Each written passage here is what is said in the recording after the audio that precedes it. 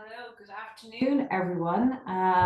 Thank you for joining me today for the first in the series of lunchtime sessions from the University of Galway Centre for Adult Learning and Professional Development. My name is Emma Goode. I am the MicroCreds Project Lead at the University, and I am joined today by a selection of University of Galway academics who have designed and delivered micro-credentials in subject areas as diverse as entertainment law, psychology of consumer behaviour, honeybee health, and automation. We might just wait for another couple of minutes to see if we have a few more attendees joining. But I'm also very conscious that this is your lunchtime. So I think actually we have quite a number of attendees who have joined us already. So I think I might just go ahead and start. This session is being held as a Zoom webinar, so if you have any questions on micro-credentials or if you have any questions for any of the panelists, please submit them via the Q&A button at the bottom of the screen. One of my colleagues is moderating the Q&A, and at the end of the discussion, we will respond to any questions that come through. I will give a brief overview of what micro-credentials are, the generous fee subsidies available for micro-credentials, and will explain what recognition of prior learning is and how it can be leveraged in your educational journey. Our panelists will give some information on their specific topics, as well as talking more generally on how micro-credentials differ from traditional methods of education, what is expected of learners from an academic perspective, how much work is required for a micro-credential, how students are assessed on their learning, and so on. This webinar is being recorded and will be emailed to you, so there's no need to worry about taking notes or screenshots. You can focus fully on the information as it's being delivered.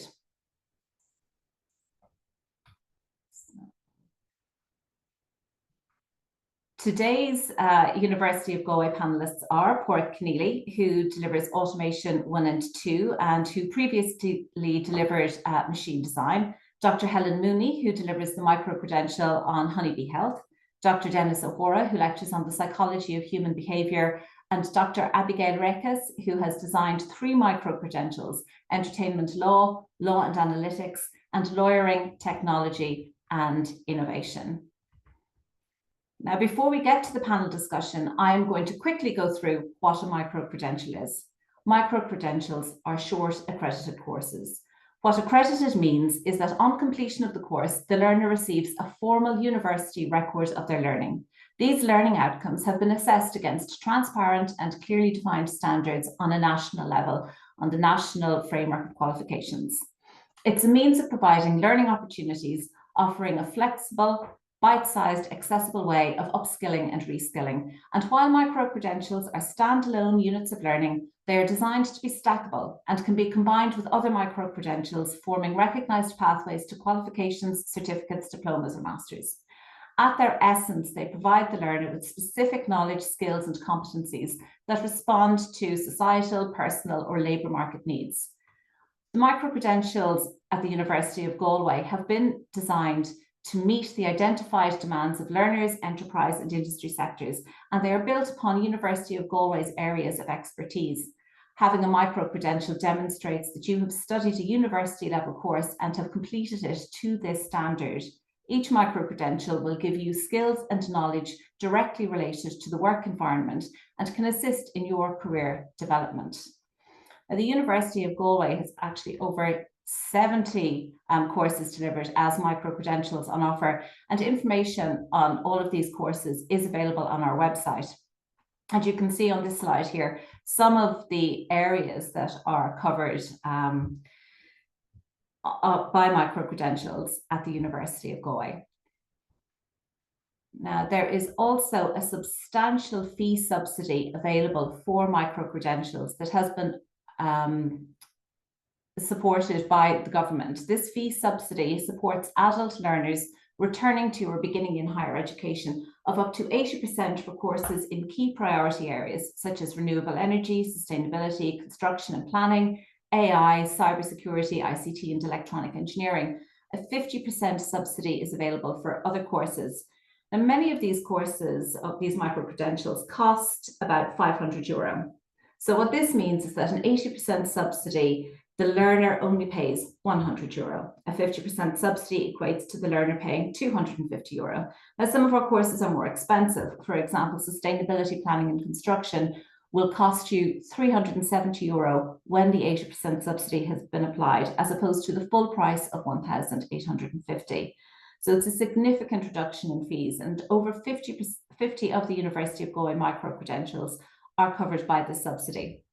Now, to avail of the subsidy, you must apply for the micro-credential first, and once you have been found eligible and you receive your offer, you will then get an automatic email asking you to apply for the fee subsidy. And it's covered by the government for this coming academic year of 2024-2025. So if the course that you're interested in is running in either semester 1 or in semester 2, it will be available to you. You may be found eligible for it. And it's available on a first come, first serve basis. So if you are interested in doing a micro-credential with the University of Galway, it's important to get your application in as soon as you have your decision made. And if you have any questions relating to the fee subsidy, please put it into the Q&A and we will answer it at the end. Now, with regards to recognition of prior learning, this is RPL. It's a process by which your previous learning is formally valued by the University of Galway. Through RPL, your prior learning is identified, assessed, and recognised by the university in relation to the courses that it offers. Prior learning may have been acquired through previous formal courses, work experience, or training, and it can be used to access entry to a course where learners do not meet the standard entry criteria, advanced entry into a course, so you might be able to use your previous experience to skip the first year or even the second year, depending on the course structure and depending on the experiences that you have. And it could also exempt you for maybe 1 or 2 modules on a course. My colleague, Suzanne Golden, within the Centre of Adult Learning and Professional Development here, whose contact details are on this slide, will be able to assist you with any query that you have relating to RPL. Now, I think you have heard quite enough from me, so I am going to stop sharing my screen here and introduce you to my panelists. So my academic colleagues cannot wait to begin telling you about the micro-credentials that they deliver. So Dennis, if I can start with you, can you give a brief introduction to the micro-credential that you lecture on and why this is an area that would attract learners? Hello, everyone. Lovely to be with you today. My microcred is called Psychology of Consumer Behavior, and it addresses the psychological mechanisms involved in consumption. So it gets to the question, why do we buy? But also questions like, why do we attend? Why do we pay attention to certain things? Why do we volunteer? Why do we support? So any situation where you grant your attention, or you grant your funds, let's say when you're purchasing something, where you're granting something and you're expecting something in return. And so I cover the psychological principles of persuasion identified by Cialdini, as well as psychological influences that occur throughout a consumer journey. So we start from perception, how it is that you see the world around you, and how that's involved in seeing opportunities to take advantage of. Then thinking about how your friends' opinions affect you and the social environment that you live. And so much of what we care about really is in terms of what our purchases say about us to others.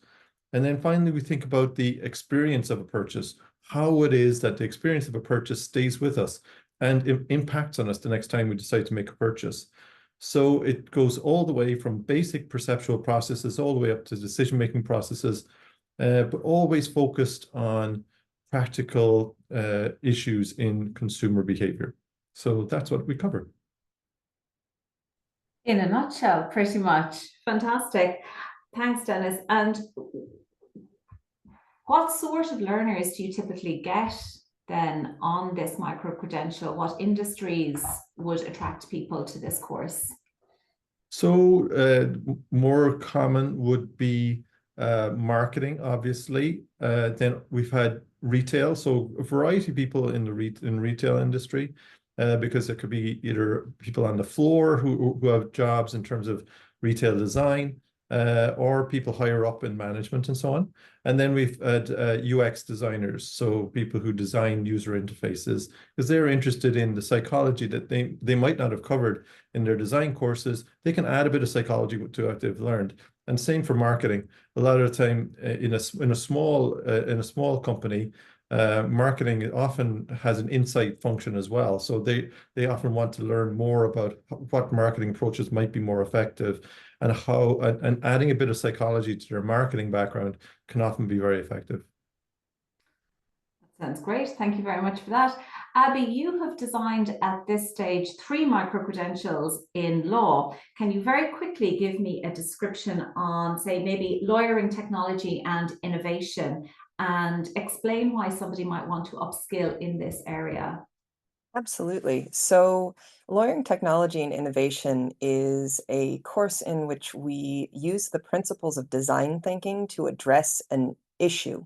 So, in the previous semester, we actually looked at the rental housing market in Ireland, and we had 2 teams of learners who worked together to build apps that were actual functioning apps. We use a low-code app builder. And the students in that course were addressed by stakeholders. So we had the nonprofit Threshold come and present on the work that they do. We had the director of the Housing Law Institute here at the university come and talk about the legal framework around rental accommodation. The students then develop a persona, who is a person who actually is impacted by problems in the rental accommodation market. They think about the pain points for that persona and develop a solution. So it's a really user-centric way of addressing legal issues. The skills that they build are not only design thinking, but also really strategic team building, addressing legal issues in this novel way, building out an actual technological product, thinking about marketing and selling that technological product. So it's a really interactive and interesting way of looking at legal problems and how we address them with the tools that are increasingly becoming available to people who interact with the legal industry. And what was the second question? I'm sorry. No, you're okay. Why would somebody be interested, and why might somebody want to upskill in this area? Well, I mean, in part because it's fun and cool, but also it's a great way to think about how you can future-proof your career, how you can prepare yourself to meet new client demands, thinking about how we, if you are a lawyer, can offer better service to our clients, how if you are in-house, you can streamline your work so you are more efficient, which is always the pressure for people who are working in-house.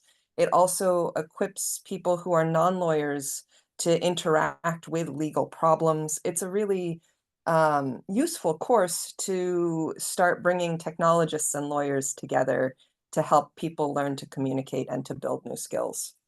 Excellent, thank you very much. Porrick, you teach automation 1 and 2. Can you very briefly give an overview of what is covered in both of those courses, like what would be covered in semester 1 and what is also covered then in semester 2, and how it's applicable to the workplace? Yep, thanks Emma, and thanks to everybody who's listening in online. So automation 1, first of all, we're going to look at how to automate something. So you can automate pretty much anything that you want if you have the right level of, I suppose, time and money to spend on it. Some things don't make sense and some things do. So we'll start by looking at a process, usually a process that the student is familiar with. Try and document everything that's happening in a short amount of time, possibly a minute or so, and then analyze it line by line and see what we could do to actually automate that. Okay, so then we'd look at what hardware you might need. You might need motors, you might need conveyors, you might need linear actuators, you might need one gripper to grab one component and another totally different gripper to grab a separate component. And then we might look at what sort of sensors you might need. So you may need optical sensors or inductive or various different types of sensors to detect where something is and then to confirm that you've actually picked it up.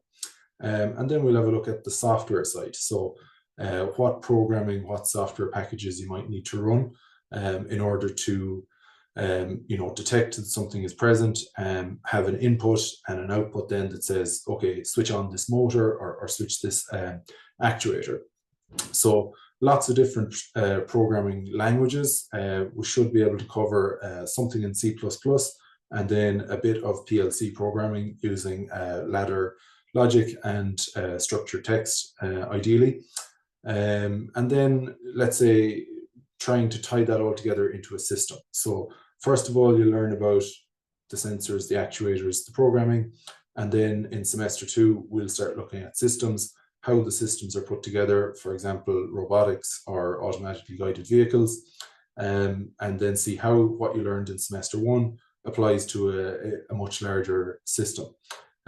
Typical learners are people who are working in industry generally, or people who want to get into the automation industry. So you could have a learner with a lot of electrical experience, like an electrician, who has been putting together automated systems for years but doesn't understand the programming. Or you could have somebody with a lot of computer experience who knows all about networking and assigning IP addresses and that type of automation, but wants to know how to apply it. And then you may have other students who just work alongside equipment and maybe want to progress from an operator to a technician, or from a technician to an engineer.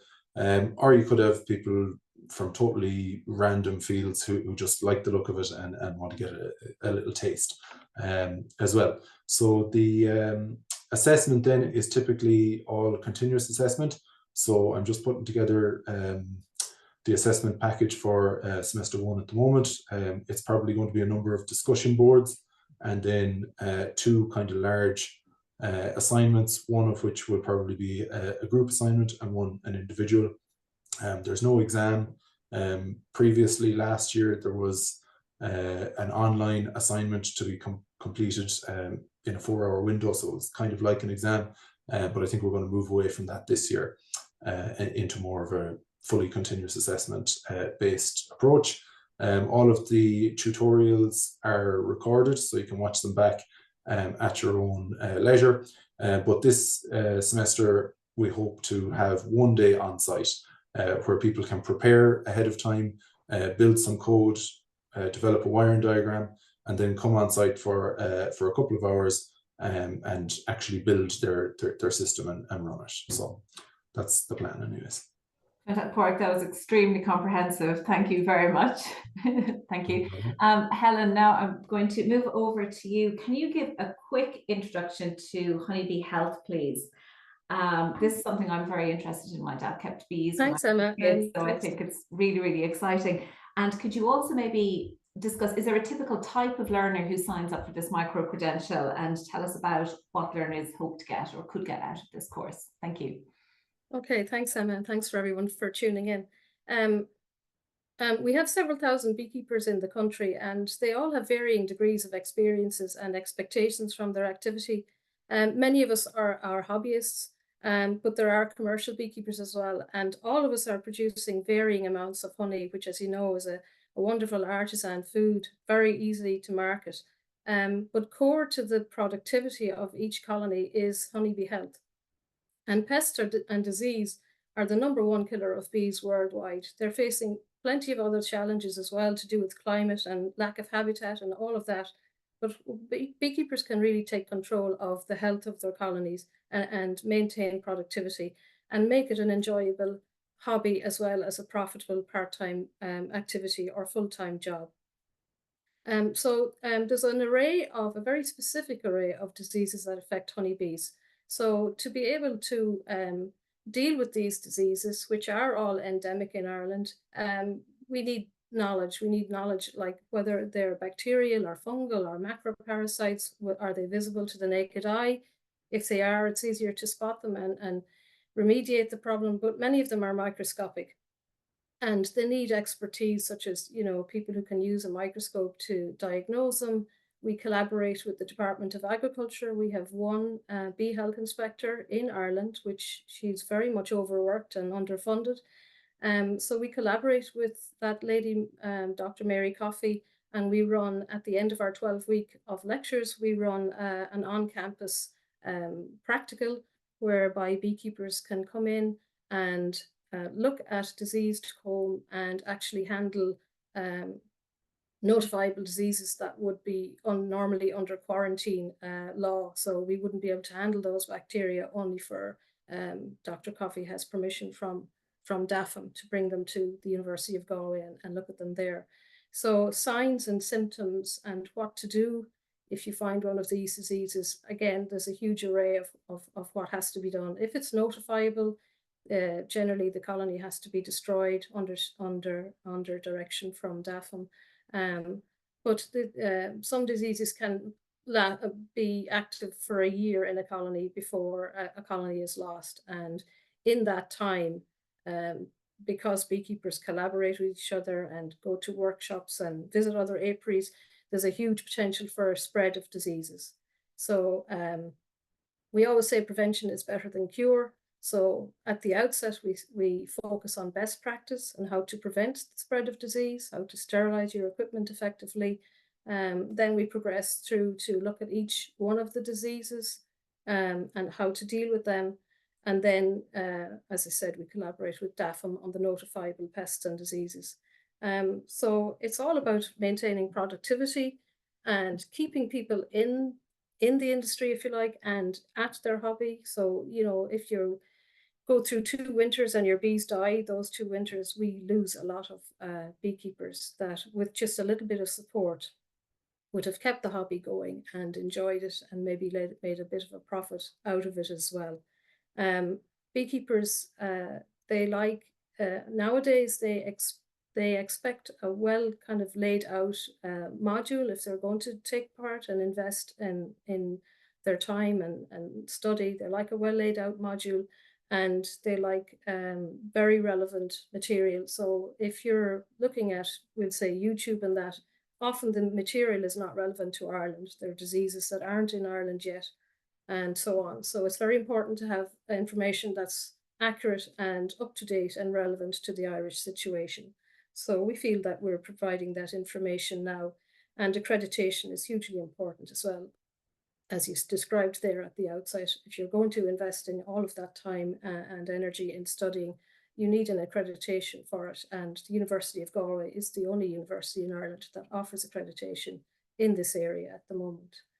So your second question then is, who are the learners? Learners, yeah. Is there a certain type of profile of person who is interested in beekeeping? Well, we're finding that there is actually. So we've been running this course now since 2021.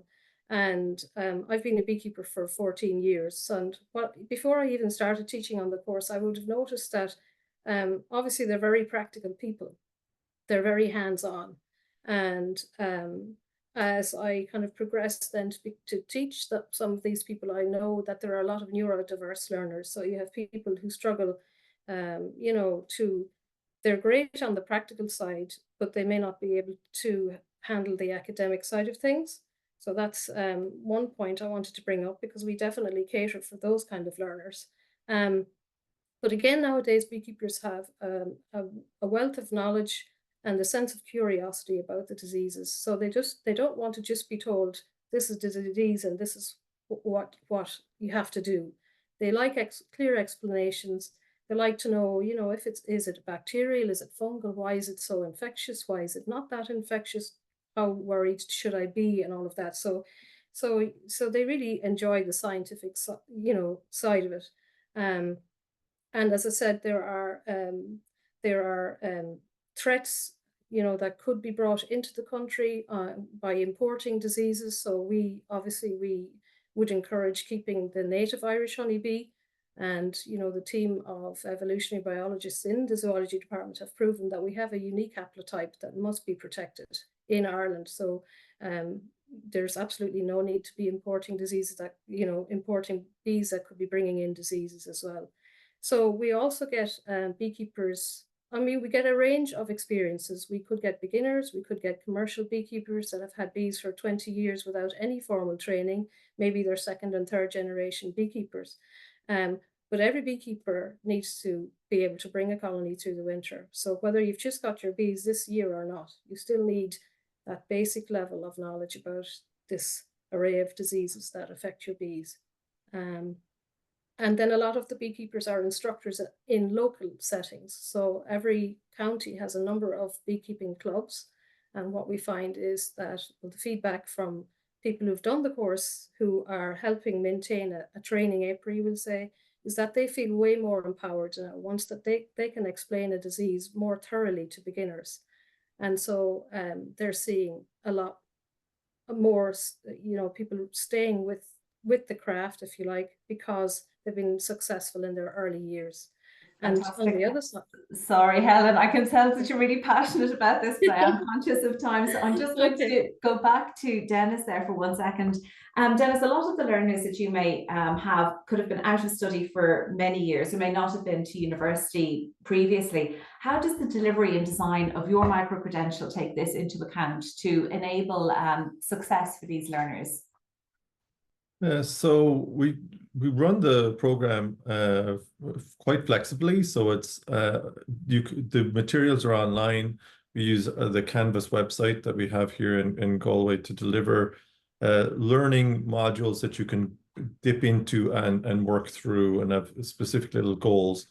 And then we have MCQs for you to test your training, to test your knowledge as you go. And then we have Zoom conference calls in the evenings. So we typically work around a work schedule. Most of the learners so far have been at work. And so we find it's easier if people can do it that way. So it's online on your own time. And then in the evenings, every so often, we find that having the Zoom catch-ups are great for the learners to meet each other and talk about what they've gotten from the material. So even though it is one time and it's hard often to find a time that works for everybody, it's very valuable when people can learn from each other. So those are that's the methods of teaching that we use primarily. Fantastic, thank you. And Abby, when you were discussing lawyering technology and innovation, you spoke about how it's sort of a combination in a way of technology and a legal background. How necessary is it for students on that micro-credential to have legal background or legal experience, or could they be, would it be enough for them to be working in a legal space but not be a legal professional? So I don't think you need to be a legal professional to get value out of the course, but you definitely need an interest in legal issues. Okay. If you were someone who was completely disengaged from the law, it would not be a course for you. We do address the law and, some understanding of how legal systems work, how the legal industry is regulated. These are relevant to the course material. That being said, it's not an absolute requirement that you come from a legal background. If you are someone who is interacting with the law regularly, if you are someone who is, for instance, doing like contract life cycle management, you're not necessarily an attorney, but you are someone who is interacting with the legal system, and that would be an absolutely appropriate person to take this course. Fantastic. And I know one of your other courses as well is entertainment law.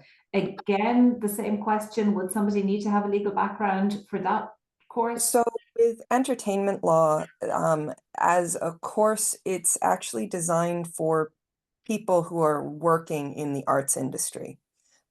So there will be a bit more introductory type content, a little bit more orientation to the law, because this entertainment law module sort of grew out of discussions with people working in the arts industry about where their lack of knowledge has impacted their professional lives. So it actually is more geared towards those whose background is in the arts rather than in law. Fantastic. Thank you very much. And I think we have time for maybe one more question. In relation to I know assessments can scare people, Abby. Exams scare people. They certainly scare me. Can you tell me how you assess these modules, these micro-credentials? So it's continuous assessment, and it varies a little bit from course to course to course. For instance, the Lawyering Technology and Innovation course that I was talking about earlier, it's continuous assessment. You are working in a group where you will actually develop a product, and that product is then presented, and the bulk of your grading comes from the development of your product, the presentation of your product, and a written report that the group works on together, talking about the process and personal growth, along with a few other bits and bobs along the way. So it is not an exam. It's very much a continuous process that is very much supported. Lovely, thank you. I might ask that same question of Porrick. I know you mentioned some of the assessment types that are run through Automation 1 and 2. Could you just maybe recap on those again? What is expected of learners? And I'll ask you, Helen and Dennis, as well, just to give an idea for our attendees. Yeah. So just on the assessments, typically we do a few discussion boards. Okay, so last year we did 5 or 4 discussion boards, each worth 5%. So just giving a topic, or in some cases watch a video and say what you think is happening. How do you think this automation is working? What inputs, what outputs, what hardware is used, that type of stuff. So that's the discussions, and then 2 kind of assignments. So what it's looking like for semester 1 is that we'll do 1 assignment where you try to develop a small element of an automated system. You use C++ and you use simulation. And then for the next assignment, it'll be kind of the same assignment, but using a different programming language, different piece of software, different hardware. So kind of trying to follow the same thread through 2 or 3 different assessment methods. Again, all submitted online through Canvas. You know, no exam or anything like that. And what I'm looking like is kind of deadlines of mid-November for one of the 40% assessments, and mid-December for the other one, for semester 1. Lovely, thank you. Just because we've had a couple of questions coming in from our attendees. Somebody's asked, why do they need to do an assessment as opposed to just like learning and attending and participating in class?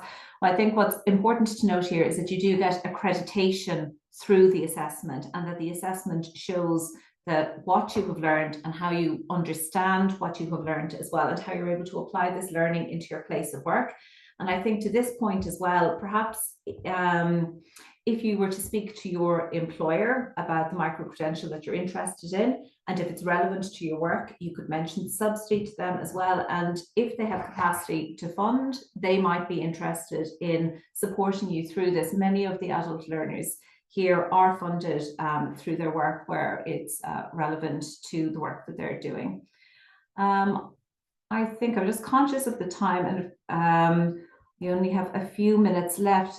Perhaps, Helen, if I come back to you, if there was something that you would like to say in relation to why you think it's in like 2 minutes, why you think it's important to do this micro-credential in Honeybee Health. And Dennis, I might ask the same question of you then, like what is the key skill that people get out of this and why it's important for us?